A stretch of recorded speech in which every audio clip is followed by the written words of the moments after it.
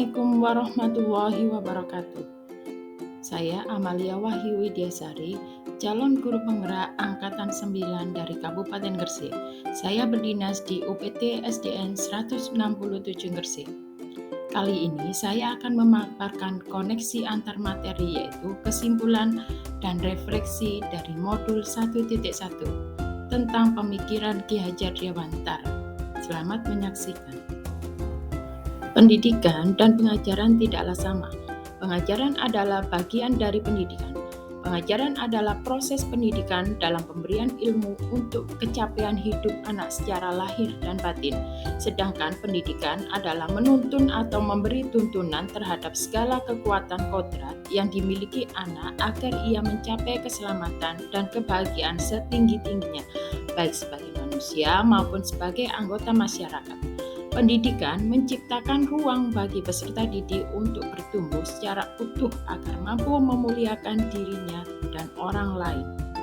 Apa yang Anda percaya tentang murid dan pembelajaran di kelas sebelum Anda mempelajari modul 1.1? Sebelum mempelajari modul 1.1, pembelajaran yang saya lakukan yaitu hanya mentransfer ilmu atau materi pembelajaran.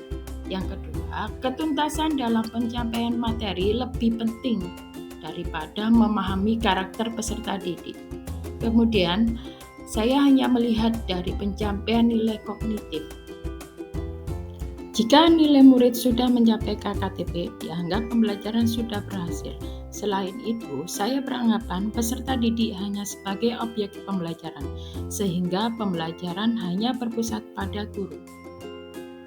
Apa yang berubah dari pemikiran atau perilaku Anda setelah mempelajari modul 1.1?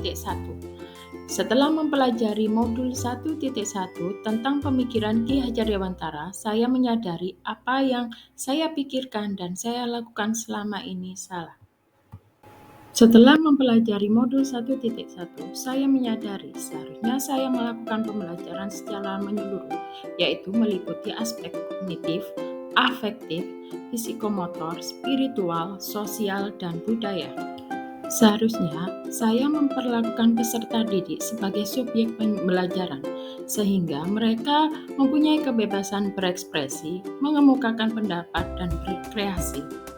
Sebagai guru, kita bertugas sebagai fasilitator. Guru pun harus ikhlas penuh kesabaran dengan segala ketulusan hati, sehingga bisa menciptakan pembelajaran yang menyenangkan.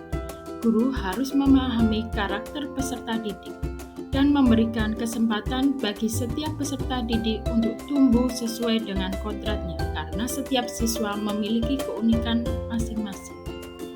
Apa yang dapat segera saya terapkan lebih baik agar kelas Anda mencerminkan pemikiran Ki Hajar Dewantara? Yang dapat segera saya terapkan dalam pembelajaran di kelas saya antara lain, yang pertama yaitu merancang pembelajaran metode student center yang interaktif dan menyenangkan bagi peserta didik, sehingga mereka bisa belajar secara maksimal. Kemudian yang kedua, menerapkan pembelajaran abad 21, yaitu dengan berpikir kritis, kreatif, komunikatif, dan kolaboratif. Berikutnya yang harus saya lakukan yaitu menerapkan pembelajaran yang memerdekakan peserta didik. Pembelajaran tidak lagi menuntut, tetapi menuntun, mengenali karakteristik dan latar belakang dari peserta didik dengan menjalin komunikasi yang baik dengan peserta didik. Tugas guru adalah menuntun, sehingga kita harus memberikan teladan baik dari perkataan, kemudian dari kita berbicara, serta gaya berpakaian dan lain sebagainya, sehingga kita bisa memberikan teladan yang baik bagi peserta didik, serta kita harus menjalin komunikasi yang baik dengan orang tua peserta didik, sehingga kita bisa memaksimalkan pembelajaran untuk peserta didik kita. Demikian pemaparan saya, semoga bermanfaat. Salam guru penggerak, tergerak, bergerak, dan menggerakkan.